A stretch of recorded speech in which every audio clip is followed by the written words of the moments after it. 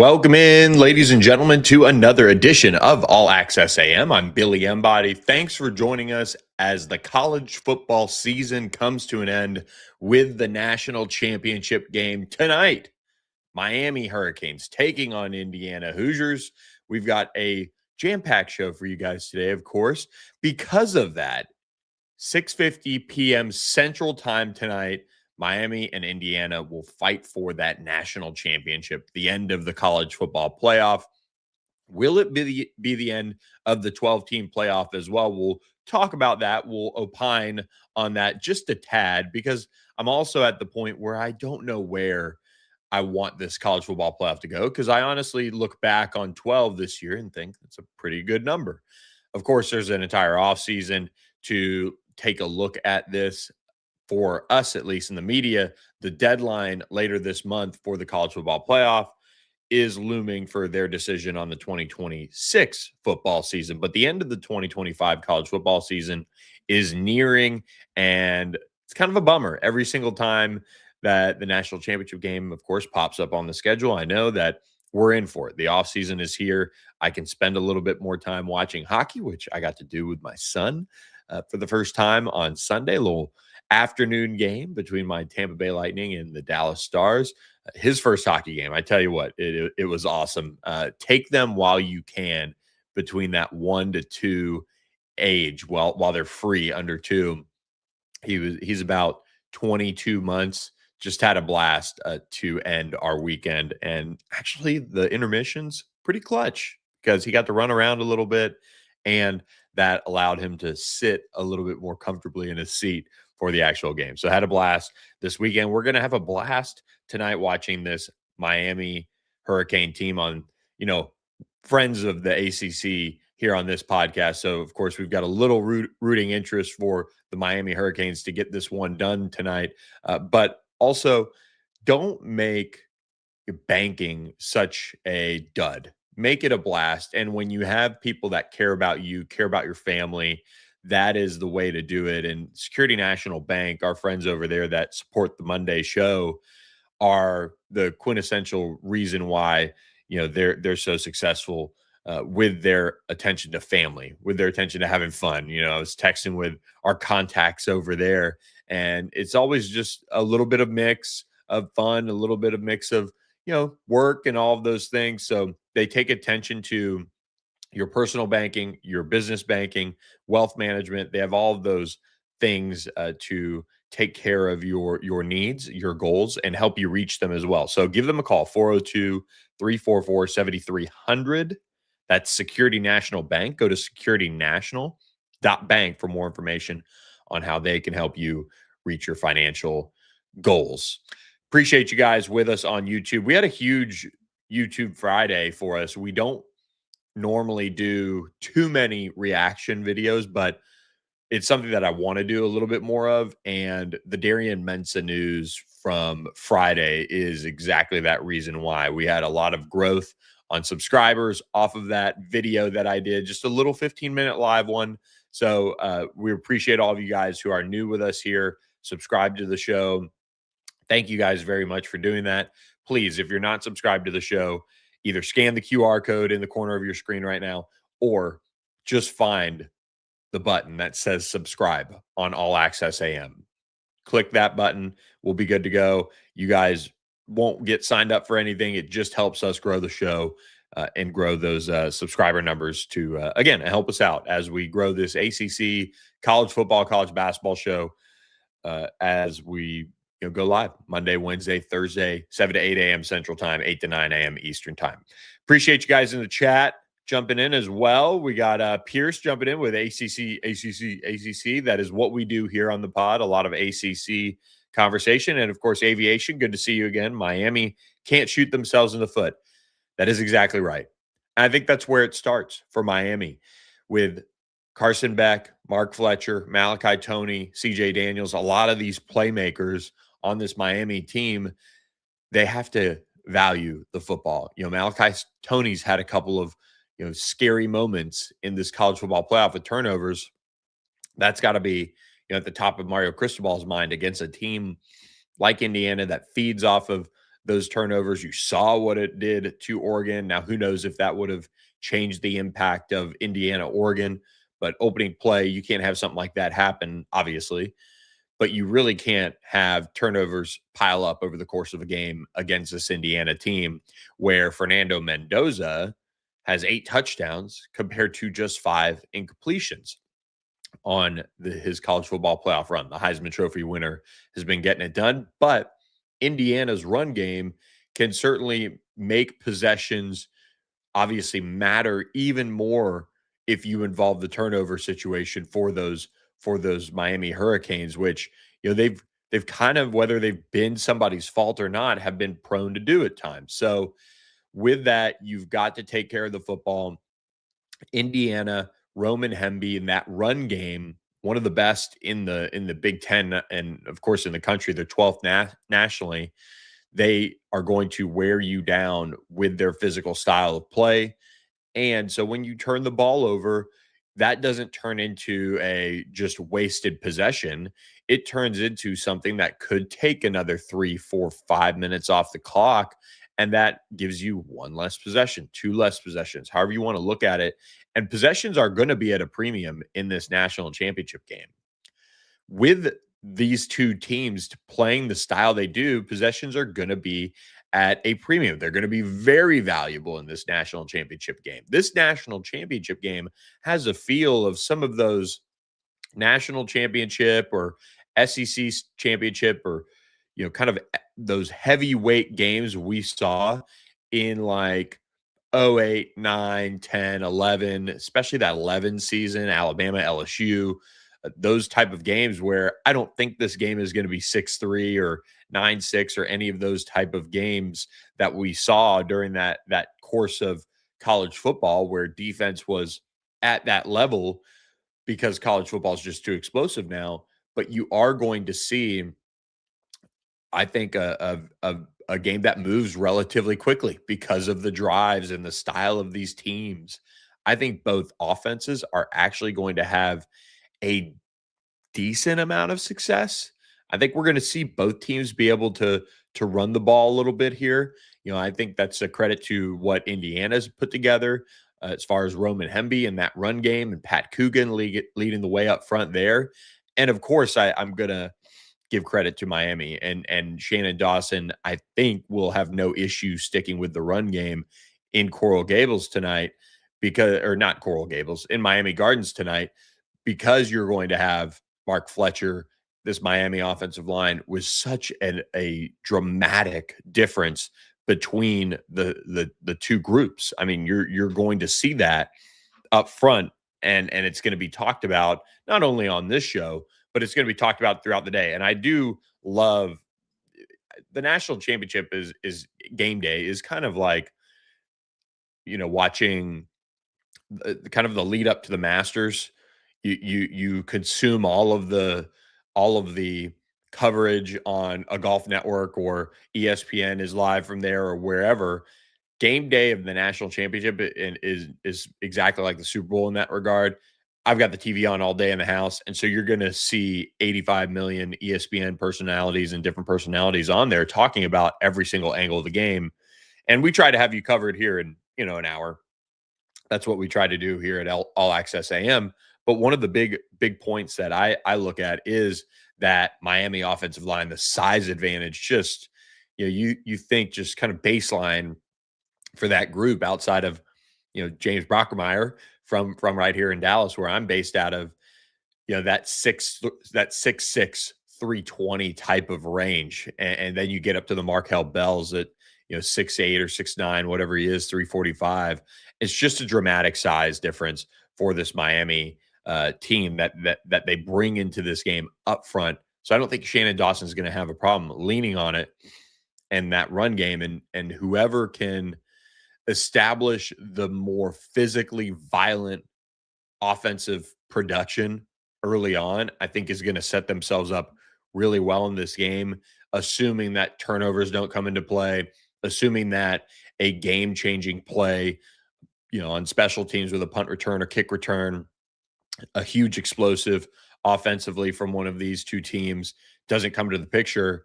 That run game is going to set you up for success late in this game. And that is where Miami has to win in that regard. And almost if you're looking at this from Miami's perspective, you can have that turnover later in the game. You could have it in the third quarter. I think we're in for a close one. So don't get me wrong. It's going to be important that they don't. But if you've established the run, if you've established what you want to do as far as leaning on this Indiana defense, that is going to be really important. Miami is going to be without Elijah Lofton. He was ruled out on the injury report on Sunday. No surprise there. Xavier Lucas, the defensive back who got called for, I don't know what it's called, targeting anymore in the game against Ole Miss. He'll be out the first half. That's got to get fixed. That rule just has to get fixed. Games are too important, too much money on the line. All of these things, they've got to fix that targeting rule. And in particular in the playoffs, they have to. Of course, Miami did list Damari Brown, defensive back, questionable as well. So, but my point is, Miami's going to have to establish a run without Elijah Lofton out there, which we kind of knew going in as we got into this. But Indiana's defense entered the college football playoff number 2 nationally in scoring, 10.8 points per game given up, 4th overall, 257 yards per game given up, and this is where you're going to have to show all of this recruiting on the offensive line, all of these additions and the depth that you have on the offensive line. This is where you're going to see the difference made is up front for Miami. And so I'm really intrigued to see how does Miami make this happen up front and establishes that type of dominance up front that you would hope, if you're a Miami fan, you see early and often, and that makes you feel a little bit better as you're looking to be the first team to win a national championship in your home stadium in the college football playoff era. And you're going to have a lot of this outside noise for a lot of these players, being from Miami, a lot of them, having obviously all the family and outside noise, kind of around this game all week long. I wonder if that impacts Miami at all. Do we see them come out, pressing too much or maybe even a little tight? I don't think they'll be tight. I think this will be a moment where they, run through the smoke, so to speak, and can see clearly and get right to work against Indiana. But you never know. And both of these teams are really good at winning the turnover battle for the most part. And Miami is going to have to make some things happen on the ground. They aren't the best teams tackling. They do tackle well as gang tackling, but both of these teams do have just kind of straight up issues tackling one-on-one. They're both among the nation's 20 worst teams in tackling, according to PFF. But Miami does, when they get into the red zone defensively, facing opposing offenses, they have a tendency to give up touchdowns in part because of that.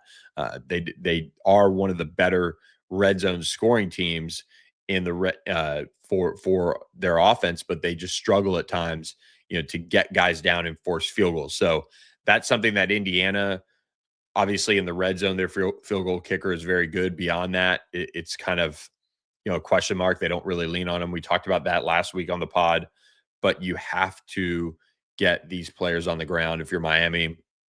And to do that, you've got to play with intense effort. We will get my prediction here in just a moment. A couple other notes that, we want to look at here as, Miami and Indiana get to face off. Miami's offense is going to face an Indiana defense that is very difficult to game plan for because they're so multiple. Mario Cristobal talking with the media this weekend, saying they're multiple on the back end, multiple up front. And so they really have, because of that multiplicity that they display, they have an ability to challenge your offensive line, to challenge Carson Beck, to get you lined up, but also ID all of the right fronts, make sure you're having the right person in your blocking schemes, whether that be pass pro, whether that be run blocking. That is something that we're going to keep an eye on really, really closely, and continue to watch in that regard. as we get into this game.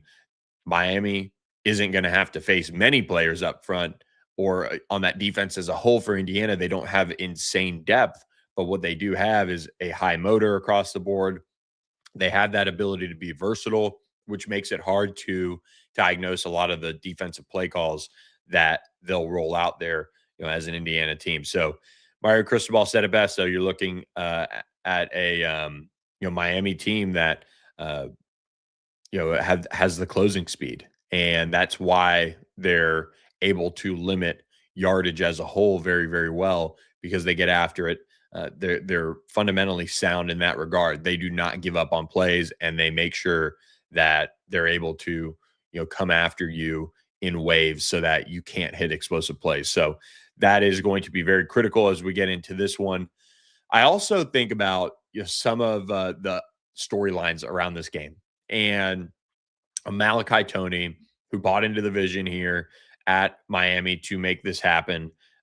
Baby Jesus, as he is affectionately called by many, he's grown up in the shadows of Miami football, and so he gets it. He understands what this means, even as a true freshman. As programs from around the country came after him, he opted to stay home. Jeremiah Smith goes to Ohio State as a Miami kid, but when you look at a Malachi Tony and him staying home, there are the stark differences of these Miami Hurricanes, where the ones that have stayed home are now sitting here playing for a national championship this year. Obviously, Ohio State did last year, but it is going to give Mario Cristobal even more fuel, and you're going to have some of the faces back for that regard and why you should stay at Miami. So really interesting to see that. And then on the flip side, you got Indiana. You've got Fernando Mendoza coming home to Miami. Didn't end up being a Hurricane. Went to, I mean, you could play the drinking game about the mentions with Fernando Mendoza going to Mario Cristobal's high school and going to have all those ties to Miami. The city, of course, being a hometown kid, but also the ties to the program as a whole. Just incredible story there that he ends up being the Indiana quarterback and facing off against Miami in the national championship. But then Pat Kukin, Indiana's one of their starting offensive linemen, lost the national championship game last year as a Notre Dame Fighting Irish football player and winds up here in the national championship game again. And he said, quote, on Saturday, "It's kind of felt like the longest year of my life, but at the same time, I feel like I blinked and I was here last year. It's a wild ride, but it's been fun. It's really been fun." If he ends up winning a national championship, obviously very vindicated, but if not, it's certainly a really, really close career to getting one. So he hopes to finish his career off with a national championship. Finally, my prediction before we get into the rest of the show, I've gone back and forth a lot on this one, and Miami. I I wanted to talk myself into Miami because I think the venue, I think the storyline sets up for them, in a sense. But we've we've been able to diagnose this game a little bit, and I feel pretty solid about it as a whole now that I've really dove into it. And I'm gonna pick Miami to win. I'm gonna pick them 23-20. I think we're in for a pretty solid football game. Enough drives that eat up clock that we really see this game stay in that scoring margin somewhere. And that's a credit to both teams' ability tonight to run the football. I think Miami just has enough of that in regard to get it done. I think we see some clutch play. I think we see a game-winning touchdown in the final moments for this Miami Hurricanes team to put them over the top. I don't think it's in the final minute, but let's say that final 3-4 minute stretch, I could see them getting that one that pushes them, up, to a 23-20 type of lead. And we see where Miami can eventually impact the game, where that defensive line could pin their ears back and go get after Fernando Mendoza and maybe seal this game. Miami, a 7.5 point underdog entering on game day, according to BetMGM. The total set at 47.5. I do like Miami here. We'll see. Obviously, two very, very, very good teams with great storylines around them. I love Miami in this one, though. I really do like that pick. I just think both teams have had dream seasons. Both teams have had these moments in the college football playoff that make you say, wow, they can do it. They can really get this done. But I think Miami is the one that gets it done tonight in the national championship and wins 23-20 over Indiana. I think we're in for a classic. It's been that type of a college football playoff. We've seen some of the best games, in my opinion. We're in for it again tonight. So expect Miami to wear down Indiana in that regard. I just think they can, eat up clock with those double-digit play drives that they've had throughout the college football playoff. That's a staple. I don't see that changing, and I do like Miami's special teams as well in this one. I really do. Indiana has struggled with punting. Field position premium when you have two teams that play as hard as they do defensively, and it's reflected in their production and their rankings entering the game. If we're going to see some stops defensively, the field position gained off of those stops going to be critical. And of course, Indiana struggled to punt the ball. Miami does have Malachi Toney hanging out back there. So what a game. I'm really looking forward to this. The last meeting between Miami and Indiana, 1966, when Miami won 14-7. I don't think it's that low of a scoring game, but when they take the field for this one on ABC at 6:30 and kickoff at 6:50 p.m. Central Time, 7:50 Eastern Time, I think this is another Miami win and going to be huge for the ACC if they can get it done going into next college football season. And it sets up the ACC for a better seat at the table. You really can't change that much right now, but it sets them up for just maybe to be heard a little bit better going into the future of the college football playoff. We appreciate Security National Bank for sponsoring the Monday show, of course, but also we appreciate our friends at Sportsmo, and they revealed huge news to kick off really ACC play for college basketball, and that is that you can now send micro donations to your favorite ACC college basketball teams, both on the men's and women's side. So help grow the game in terms of basketball by supporting your favorite college basketball team with a micro donation on the Sportsmo app. That's Sportsmo, to download the app and learn more about how you can help your favorite college basketball team. College basketball hits different with Sportsmo. You tap, they score. You pledge, they drop a three. You give as a group, they win as a team. At this point, you're not watching a game, you're in it. Download the app, fund your wallet, and get in the game. Download Sportsmo. Power the play. That's right. We appreciate Sportsmo for their support of All Access AM. Huge partner for us, and a lot going on in the transfer portal as well as with Sportsmo. We do have transfer portal news, and we're going to jump into that now. Again, we talked a lot, and it's a standalone video. You can go and find it on our page about Darian Mensah on Friday. And sorry guys, continue talking about Miami here. And we'll close this up and we'll put a button on this really quickly because I'm sure, look, it's the national championship game today. I'm not even going to apologize for it. But of course, a lot of Miami talk, but a lot of other news. Georgia Tech, Louisville, North Carolina just came across the ticker with a big commitment, a guy that I know really well. But let's talk about Mensah and these quarterbacks really quickly here. Darian Mensah, what they're able to do here is basically now jump out of the shadows of pay for play and jump into the spotlight. And Pete Nakos of On3, if you're not following him, obviously give him a follow on Twitter, set him on notifications this time of year as well.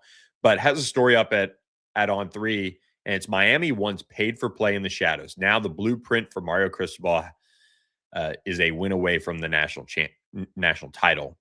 And he went through a lot of the spending, a lot of the costs for Miami. This is believed to be one of the top rosters in college football in terms of spend. I believe Pete said that the Miami 2025 team is in the $30 million range. Really impressive spend there for Miami, and they're getting return on that. Of course, they're playing for a national championship game, and Miami has invested, and you have to do that. Dan Radakovich, he had a great interview on Inside Access with Andrea Adelson and David Hale, two great reporters over at ESPN. But he added in an interview with On Three, he said, "quote You can't do what we do, what we've been able to do without any resources. We're a small private college. There are some places that have 110,000 seat stadiums where they gather a little bit more revenue and probably don't put as much on the university. Institutional support has been great. You also have obviously these boosters that help get that institutional support in the right situation.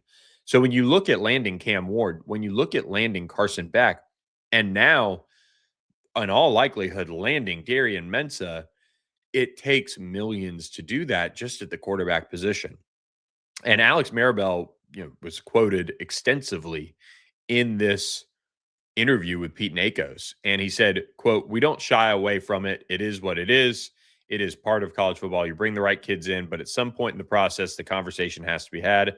And not necessarily with me, but with the powers that be. It hasn't changed how I coach them. It's not changed how Coach Cristobal runs the program."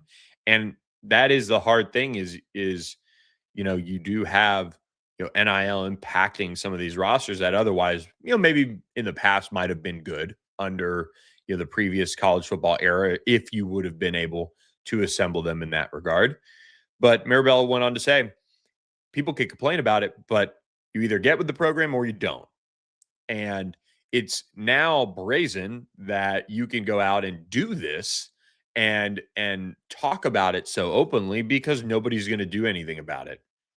And I think this is a disappointing, at the same time, area that we're in college football. The idea was that there was going to be, a cap, there was going to be, legitimate NIL in the future, and it's just not come together in that regard right now.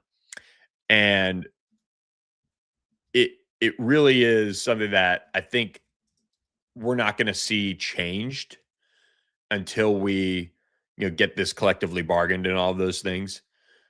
But Darian Mensah is going to be the Miami quarterback, and he's going to have a well-documented, very high salary in all likelihood. But nothing's really changed from reporting entering the weekend about where he's going to end up playing his, next round of college football. And I do want to say in the comments, and I appreciate all the guys who did that. I was under the impression maybe you just kind of think a certain way about a certain player that he only had 1 year left. He does have two. So if Miami wants to have stability for a change at quarterback, they could, maybe lure him back to, Miami for this next season. But they are, going into his money year here. So could be 1 year, could be two. But, Darian Mensah is just kind of the epitome right now of, when people have talking points around college football and maybe why it's broken a little bit. That is certainly one. And Duke's scrambling now. And I wish for Duke fans that might be on this podcast listening or listening to a replay that we had news for you, that we had the solving of Duke's quarterbacks problems to share, and that somebody else was going to slide right in and take that. Right now we don't. And that's also a hard part. It's almost like, somebody retired from the NFL and did it suddenly, and all of a sudden that team has to fill a hole after having all of their plans in place and kind of been building around those plans. So it's a problem for college football. I'm not blaming Miami because, like Alex Maribel said, these are the rules in place. So, or the lack thereof, that dictate some of these moves. It'll be interesting to see if we see the floodgates open on some teams that very clearly are either one, trying to play by the rules, or B, aren't being as blatant as a Miami, as a Texas Tech, as an Oregon, as an Indiana this cycle, for example. And we see that turn up next year if we're in the same situation. Because, man, college football is just king of solving problems that aren't the most pressing problems, trying to figure out, okay, do they expand the playoff so more money can be thrown around? Just incredible. But didn't want to spend too much on Darian Mensah. It is status quo right there. He's at this point expected to be the Miami quarterback in 2026. Another quarterback in the transfer portal who has made his decision is an interesting one, heading up to Syracuse, a depth piece here maybe as Steve Angeli comes back from that torn Achilles. Malachi Nelson, former five-star quarterback. I think, Fran Brown and that Syracuse staff does a great job of finding some, misfit toys, so to speak, and ending up in Syracuse, at least for a year. We saw Jonte Cook end up there. He now transferred to Ole Miss. But Syracuse gets a quarterback in Malachi Nelson, a former highly touted quarterback coming out of high school. He did play at UTEP this past season, played in 6 games before being benched. 104 of 190 pass attempts, 55%, 1,100 yards ish, 8 touchdowns, 9 interceptions. UTEP is UTEP. He's going to come be a backup for Syracuse, but I thought that was an interesting note that Fran Brown did at least take him. Miami did take a visit from the number 1 transfer portal offensive lineman as well, Jordan Seaton. Colorado transfer offensive lineman Jordan Seaton made it to Coral Gables on Saturday, and he had also visited Mississippi State, and then he was at LSU. LSU is looking to close this down before he heads to Oregon for a visit, and Texas also was expected to land a visit but did not end up getting that. Lane Kiffin and LSU has been working really hard on Jordan Seaton, but we'll see when the dust settles if Miami can get Jordan Seaton in there as a key piece to the future of that offensive line. He's the number 1 transfer portal offensive lineman out there. And, around the ACC, a lot of moves being made with players making these decisions. Louisville has had a really nice transfer portal run over the past weekend. They did land Tennessee transfer defensive back Caleb Beasley, somebody who I've at least had some dealings with coming out of high school. He made 26 appearances during his 2 seasons at Tennessee, served primarily on special teams, 28 tackles, a fumble recovery, and a PBU for Tennessee. He was a former top 200 overall prospect who now ends up going to Louisville. And the Cards weren't done. They did pick up another addition for their roster with Kentucky offensive lineman Evan Wibberly committing to play for the Cardinals. He's a 6th former Kentucky player to transfer to Louisville in the transfer portal cycle. He played for Western Kentucky for 4 seasons and then transferred to Kentucky for 1 season. He did not play, so he'll be a depth guy that Vince Marrow is bringing in after he was able to come over from that Kentucky program to join Louisville. So a couple of ads there for Louisville as well. And then Georgia Tech really getting in on the fun. They did add former Cal wide receiver Javian Plummer to the fold, and they get kind of a boost for whoever is the next quarterback over there in Atlanta as well. But when you look at his stats last year, 2 catches, 86 yards, and a touchdown. So big body wide receiver here, but didn't really do too much out there at Cal. And he is going to have just 1 year of eligibility remaining, maybe 2. So we'll see kind of how that goes. I know he played in 1 game in 2024, so maybe an injury there that might give him a 2nd year. And so Georgia Tech lands Javian Plummer. And then they also added USF defensive back Jonas Duclona. Kind of a tough one there for me, but they did pick up a commitment from him as well. And he's excited to play for Vinny Cincieri, but played a big role for the Bulls in 13 games in 2025, 35 tackles, 30 of which were solo, 3 tackles for loss, sack, interception, a forced fumble, and 4 pass breakups. So he gets added into the fold for Georgia Tech. They also added Cincinnati defensive lineman Tim Griffin, a really, pretty well recruited prospect coming out of high school. They do get him in there, and he's a big frame, but they're looking to get a little bit more out of him this year as they get Tim Griffin on campus and start getting him into what is a new look Georgia Tech team. I mean, they've had a lot of changes not only on the staff but to the transfer portal. Melvin Jordan did announce that he's returning to Georgia Tech and withdrawing from the portal. He played in 11 games this season, 18 tackles, half tackle for loss, half sack. So they get a depth piece there back. They did add another wide receiver, Isaiah Furman from Elon, to the Georgia Tech wide receiver group as well. Another big body frame, 6'4", 200, and played in 11 games, 46 catches, 907 yards, and 9 touchdowns. A big play outside receiver comes up from Elon to join Georgia Tech. They did lose defensive lineman Landon Marshall and Blake Bellin, as well as DB Troy Stevenson, the fourth, to the transfer portal here as it closed on Friday.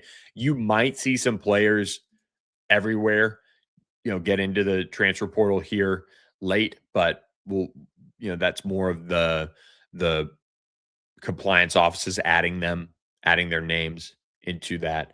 But they did land Gavin Harris, another impressive transfer portal addition here for Georgia Tech to reform that tight end room. This is kind of the cherry on top here for Georgia Tech. He was at New Mexico State in 2025, 37 catches, 531 yards, and a touchdown.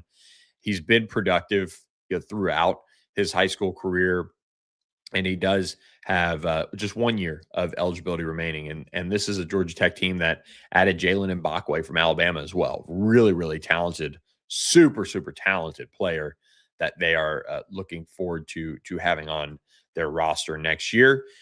Georgia Tech did also make some moves here as the coaching staff comes into focus here. Georgia Tech is expected to hire Jafar Williams, who spent the last 2 seasons as the assistant wide receiver coach at Vanderbilt, as the next wide receivers coach for the Yellow Jackets. He replaces Trent McKnight, who left in December to go to Florida with Buster Faulkner and that whole crew.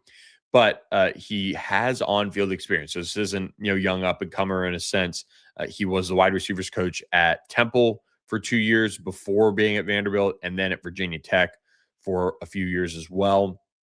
And he's made stops all over the country in different roles, and is now on Georgia Tech staff. So they do get that. And then former Michigan assistant Brian Jean Mary is being the focus of the linebacker position. And he coached at Michigan, coached at Tennessee, but he has emerged as the top target to watch there. And he's got 24 years of coaching experience, a big time type of coaching option here for Georgia Tech at the linebacker position. They've got to get that defense right for Brent Key to have success this season. It's just got to change, and they're going to have to be a very different team. And that's why they went out and got Justice Haynes out of the transfer portal to address that run game. They're going to have to, really, I don't know what Georgia Tech's going to look like next year, but looking at what they did in the portal, at least as it stands, without, adding a quarterback that you feel really confident in, it's going to look a lot different here in 2026 for this Georgia Tech team. It's going to be I'm starting to think it's going to be a pretty big step back. Couple other news and notes. Former Ohio State offensive tackle Justin Terry is headed to play for James Franklin of Virginia Tech.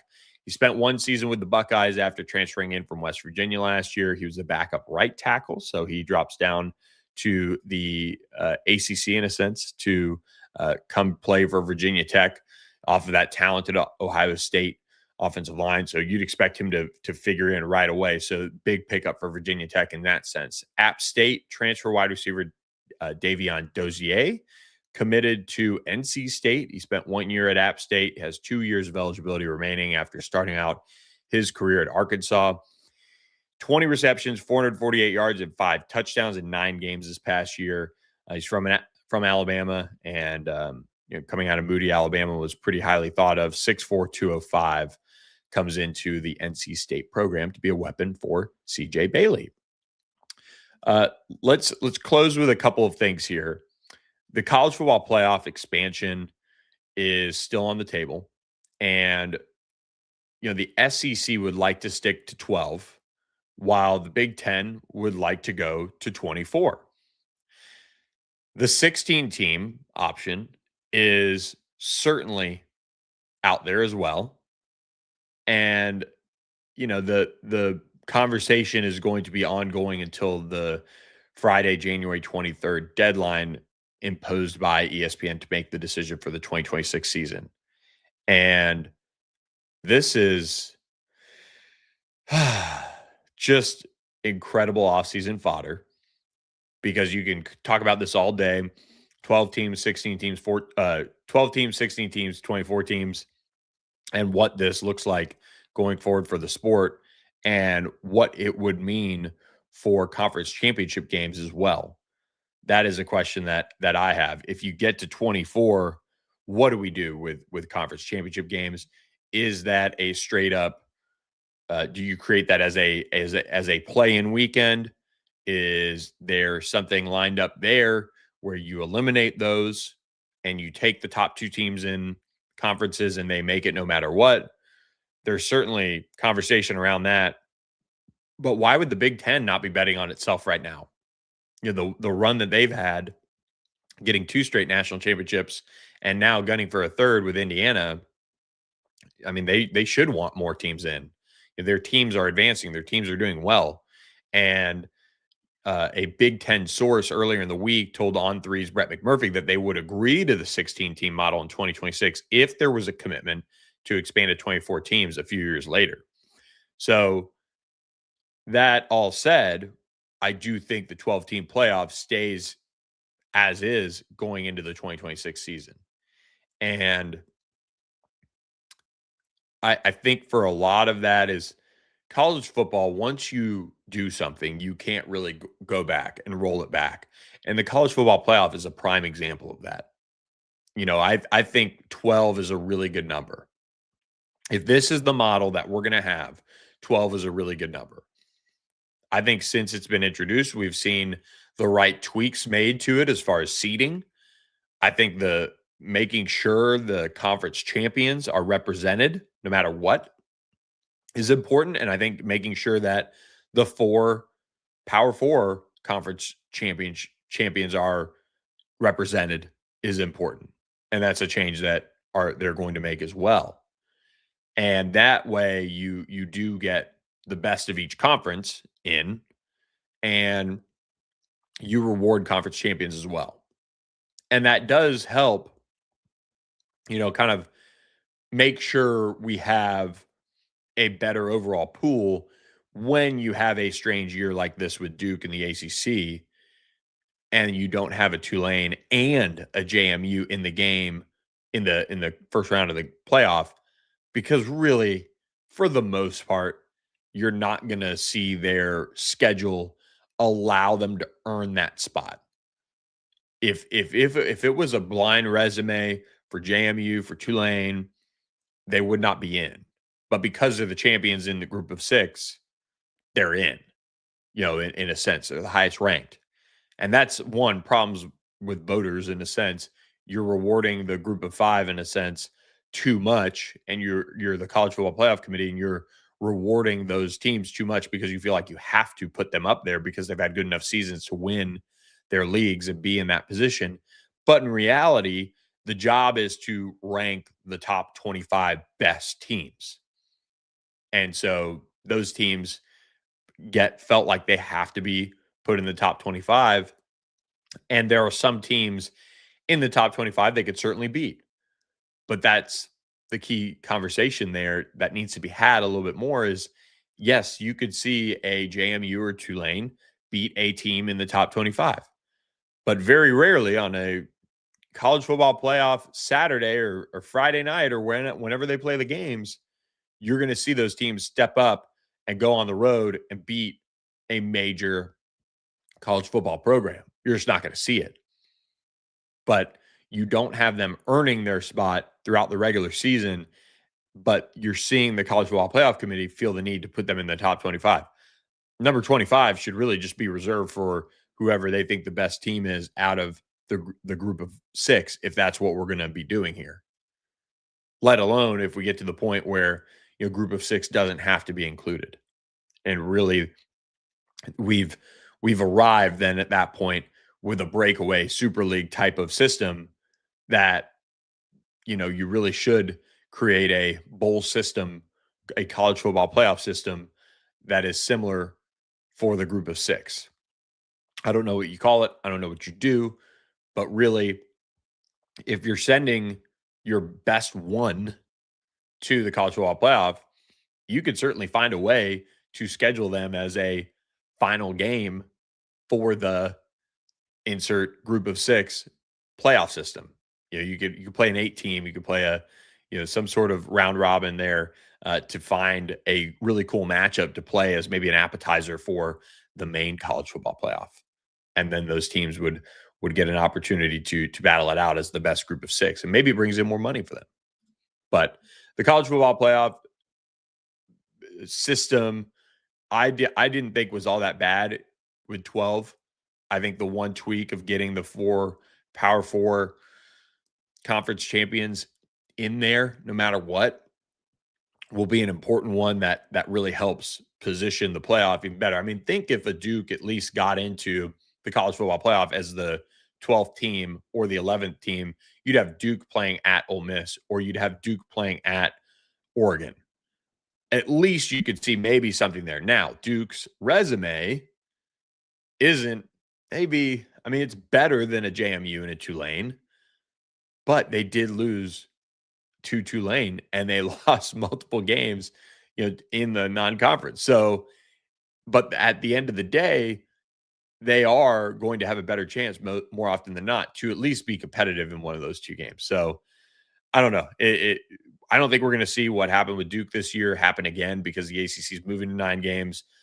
Who knows what their tiebreaker scenario ends up looking like, but it's a whole lot better than knowing what was going to happen to Tulane and knowing what was going to happen to JMU in both of those games and see it play out the way it did.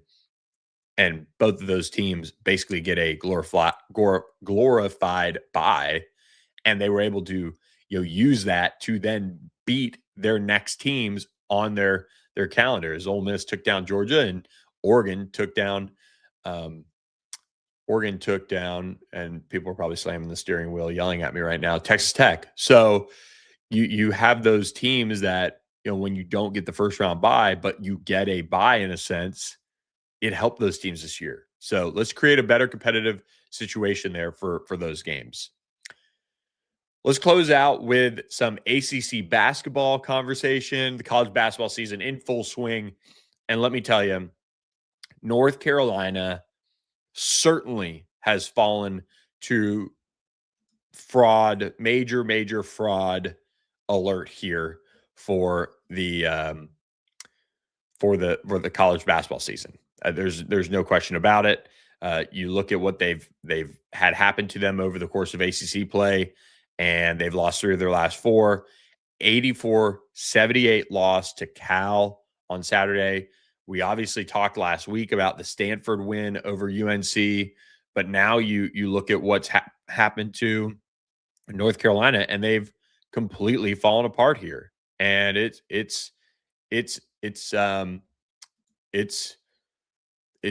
tough to watch for Hubert Davis and this team. So, they lose this 84-78 game at Cal. And once again, they're scratching their heads, wondering what's going on.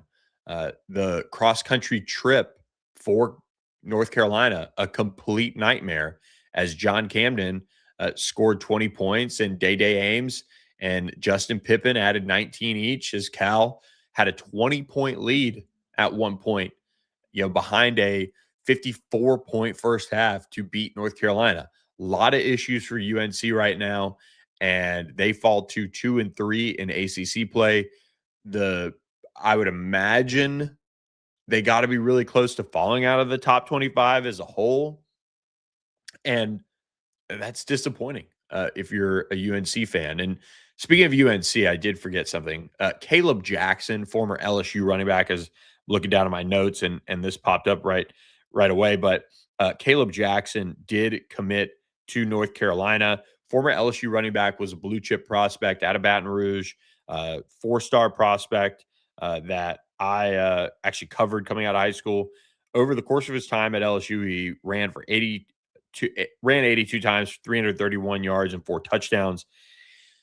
I'm a big fan of Caleb Jackson, so I'm just gonna say this, and you know it might hit, it might not, but he is physically exactly how you'd love to draw it up as far as a running back goes, and maybe he finds some magic at North Carolina. And before we get too far into ACC basketball conversation, do want to remind you guys you can find the magic as well with our friends at Corporate Magic. Corporate Magic can create an incredible event, an incredible experience for you and your clients and your viewers that is unforgettable. If you need to produce an event that can be seen by millions and see it through to an incredibly high level, that is what Corporate Magic is there for. They can make this happen, and you can see your events come to life like you'd expect with an events team that has decades of experience, from planning to just adding all of the different things and elements that you'd expect from some of these event companies. Corporate Magic can do all of that for you. So visit corporatemagic.com to learn more, for more on what they can do for you, your business, your company, and what they can do to create a absolute game-changing experience for you and your clients and your shareholders and all those things. So make sure you check out our friends at Corporate Magic. We appreciate their support. There is no more magic left for North Carolina right now, it seems. That West Coast trip was just awful. And, Cal was able to force all sorts of problems for UNC. Uh, Now, Cal at the same time shot 14 of 26, 54% from 3-point range, and shot 50% from the field. Defensively, and we talked about this last week on the show, UNC has just struggled. And our friends at Inside Carolina, if you aren't following them, they've documented it very well. And all eyes now are on Hubert Davis. That's what Greg Barnes wrote on Saturday after the loss. And no one wants to see this end for Hubert Davis, but you're seeing an alarming play and level of play for this UNC team that has Caleb Wilson doing all sorts of things that are incredible and exciting for the league to have. But he had 17 points. Visar had 14 points, 10 rebounds, had a double-double. And Lee Dort at the same time, for Cal, was able to grab 12 boards. This was a lot of fight from UNC in the second half, but just a really disappointing result for these Tar Heels. And, start talking about Cal a little bit more. You got to give some credit where credit's due. Cal making things happen for themselves here as they get into I think a little bit better of a situation now in the net. They're now top 60, but North Carolina has also fallen a little bit down to 29 and is in a bad spot. I mean, this is not where they want to be by any means over there for the Tar Heels. So now Duke was also on the West Coast trip. They did get a win over Stanford, 80-50, a dominant first half defensively, in particular by the Blue Devils, held Stanford to just 19 points. And then, the two teams kind of woke up a little bit more offensively. Duke had 45 points in the second half, 31 from Stanford. Cam Boozer had another 30-point night, 14 rebounds. Incredible for him. He continues to just set such a standard nationally that we've seen, over the course of his career so far at Duke. And it's just really exciting to watch that all happened for the league and what he's been able to bring to the table. Other top 25 action in the league on Saturday. Louisville did beat Pitt 100-59, just dominant performance on the road there against the very sad Pitt Panthers, who were coming off that win over Georgia Tech. Ryan Conwell had 24 points. Michael Brown still out of the lineup for Louisville, so he's trying to get back, he says, but things are happening there, so we'll see. Virginia did go on the road and beat SMU as they were able to score 8 points or got uh, 8 points in the final 2.5 minutes to beat SMU 72-68. SMU just could not find the Moody Magic on Saturday as their unblemished record at Moody Coliseum this year falls. Just too much DeRitter, Malik Thomas for SMU to contain. Offensive rebounds were killing SMU this game. Virginia was just a really, really well-oiled machine in terms of grabbing the ball on the offensive boards. And, it wasn't even at times the first offensive rebound. It would be a miss, and they'd grab the second and kick it out and hit a three. Just really disappointing if you're SMU because you had so many opportunities. Boopy Miller missed a three in the final seconds that led to a Virginia rebound. Jerron Pierre Jr. missed a kind of a shot he normally makes in the final moments that cost them. Samet Yigitolu played well on the defensive side of things, but just had so many opportunities, went 3 of 11 from the field, and all of them were basically right under the basket. So lots of missed opportunities. I thought Andy Enfield was almost positive in his post-game press conference, and you could tell he felt like, okay, with them being able to bounce back and find a way against Virginia Tech, and them playing as poorly as they did, shooting the ball, and having some of their key players still coming back from the flu, to see what they did against Virginia was actually, I think, encouraging for him. So maybe a little bit of optimism there from Andy Enfield as they now turn towards a Tuesday night matchup at Wake Forest, 8 p.m. Central on ACC Network. Closing out the rest of the Saturday slate, we love to talk about every team briefly here on the ACC basketball roundup. Miami went to Clemson, top 25 Clemson, and lost by 10, 69-59. Little John continues to be a really difficult place to play for opponents, but despite Shelton Henderson's 22 points for the Hurricanes, Carter Welling and that Clemson team is just too balanced, and able to, have a really good defensive effort to win that one. So Clemson continuing to play at a really high level, 16-3, 6-0 in ACC play. That was the first ACC loss for Jai Lucas and company. Virginia Tech did get a win. They bounced back 89-76 over Notre Dame, who came to Blacksburg to visit. Toby Lawal, 22 points in that one to lead all scorers. He also had 11 rebounds, so a nice night for him. And Virginia Tech, after a heartbreaker at SMU, gets back on the right side of things. Georgia Tech also bounced back, beating North Carolina State, a brutal loss for Will Wade and company. This is a quad 4 loss. You've got to give a lot of credit to Kawasi Reeves, 21 points on the night. Lamar Washington, 18 points. Too much Yellow Jackets for NC State, and they now fall to 3-2 overall. It's a really, really bad loss on the NCAA tournament resume if you're Will Wade and company. So I know he was ticked off after the game, but they're going to have to find a way to rally the troops there for the Wolfpack. Boston College gets a win in overtime. That's right. Boston College beats Syracuse. And if you want to see a program just get pissed off about a loss, it's definitely got to be Syracuse, following 81-73. It was an overtime loss, but the Qs falls to 12-6 overall, 3-2 in ACC play. BC's just 8-10 on the year, even with the win. Not what you want to see if you're a Syracuse fan in that one. Wake Forest edged out Florida State as well, 69-68. The Demon Deacons improved to 11-7, 2-3 overall in the ACC.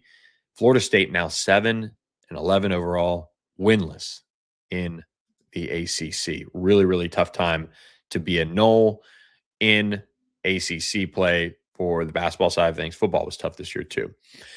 One last look at the standings here. Duke and Clemson both unbeaten at 6-0 in league play.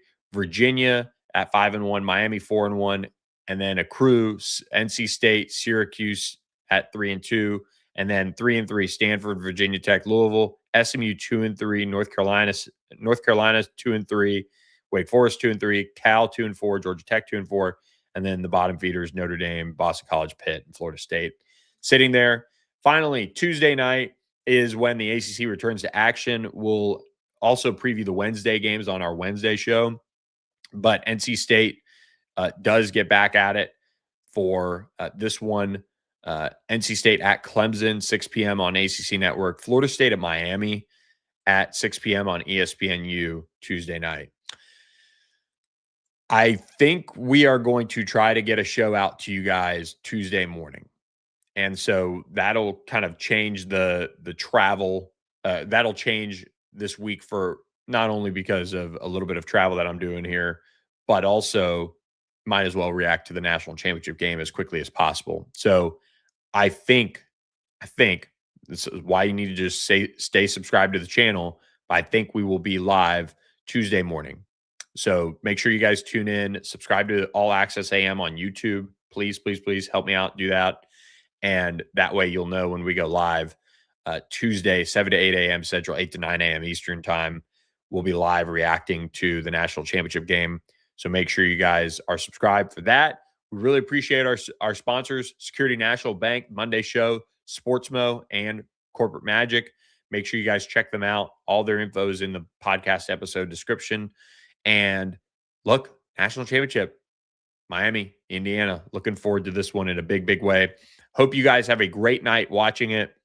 And we'll be back to recap the game and share all the things as Miami looks to win a national championship in its hometown. So looking forward to it. Hope you guys enjoyed this edition of All Access AM. I'm Billy Embody.